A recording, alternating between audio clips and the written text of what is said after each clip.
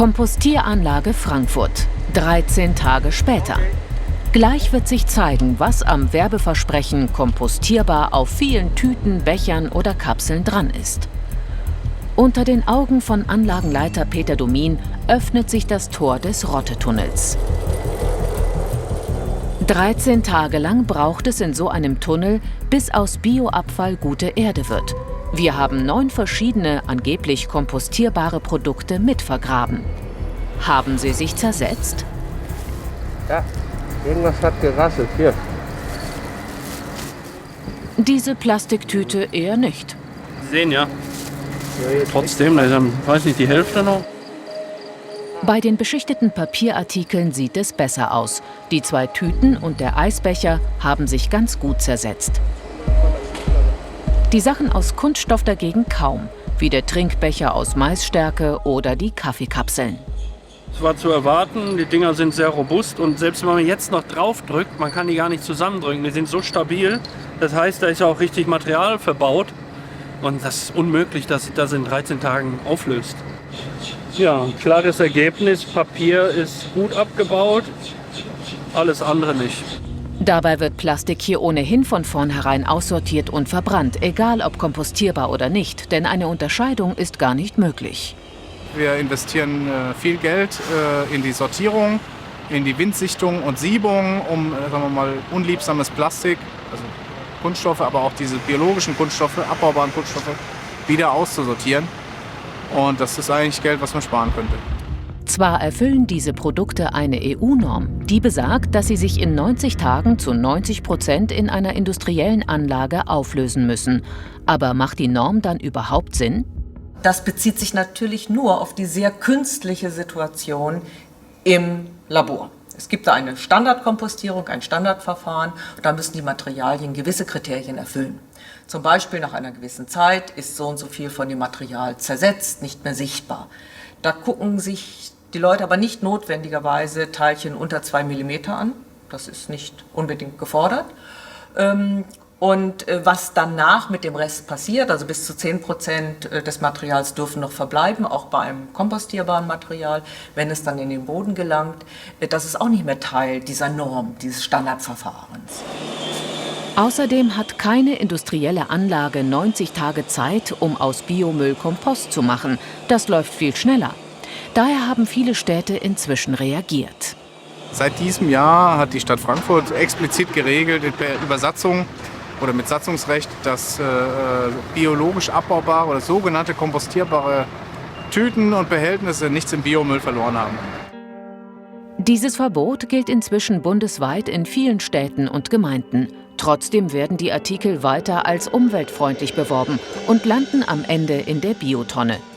Auf den Artikeln selbst finden sich oft gar keine Hinweise oder nur im Kleingedruckten. Und es gibt noch ein weiteres Problem.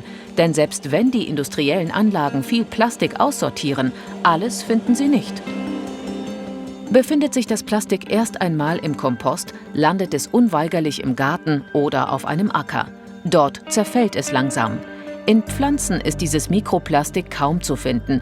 Dafür wird es mit der obersten Bodenschicht vom Wind verteilt oder vom Regen ins Grundwasser, in Flüsse und ins Meer gewaschen.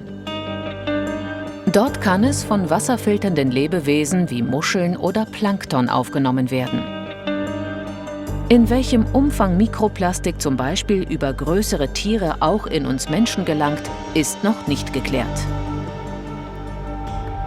Für das bloße Auge sind die Plastikteilchen nicht erkennbar, für die Wissenschaftler in Bayreuth aber schon. Seit Jahren untersuchen sie Kompostproben aus ganz Deutschland. Wenn man das mal hochrechnet, was wir in unseren Proben gefunden haben, dann finden wir in der Tonne Kompost schon mal so 7.000, 20.000 von diesen Mikroplastikpartikeln. Und wenn wir uns dann überlegen, wie viel Kompost in Deutschland in Gärten oder auf landwirtschaftlich genutzte Flächen ausgebracht werden, dann sind das Milliarden von Teilchen, die auf diese Art und Weise in die Umwelt gelangen. Und was ist aus unseren 9 Testprodukten im Garten von Nikolai Schweizer geworden? 9 Wochen ist es her, seit der Hobbygärtner die angeblich kompostierbaren Tüten und Verpackungen hier in seinem Kompost für uns vergraben hat. Ja, Bedingungen waren super. Es war feucht, es hat viel geregnet, zwischendurch wieder mal ein bisschen Sonnenschein, auch über mehrere Tage hinweg. Also perfekte Bedingungen. Trotzdem buddelt der Hobbygärtner das Plastik fast unberührt aus. Alles, was er findet, ist aus Kunststoff. Die Papierartikel sind verschwunden. Kaffeepad und Becher ist eigentlich genauso wie der Löffel perfekt erhalten. Nicht mal die Folie ist angekratzt oben und höchstens ein bisschen die Farbe ausgeblichen, aber eigentlich könnte man sauber spülen und so wieder in die Kaffeemaschine tun. Naja, wenn man sich den Löffel anschaut, wo Compostable draufsteht, ist halt schon ein Witz. Also ich meine, diese Biotüten hier, sind die mal besser kompostierbar, so wie die weiße hier, oder halt ein bisschen schlechter, so wie diese grünen. Aber im Großen und Ganzen, wie gesagt, Papier ist weg und ich glaube, das ist auch das Einzige, was irgendwie Sinn macht. Unsere Tests zeigen, selbst wenn Plastikprodukte damit werben, kompostierbar zu sein, praxistauglich ist das nicht. Für kompostierbare Papier- und Pappprodukte dagegen gilt, sind sie nicht oder nur mit Wachs beschichtet, zersetzen sie sich am Ende vollständig. Also in die Biotonne gehört definitiv nur organischer Abfall und sonst gar nichts. Den sollte man da entsorgen und Plastik bleibt draußen.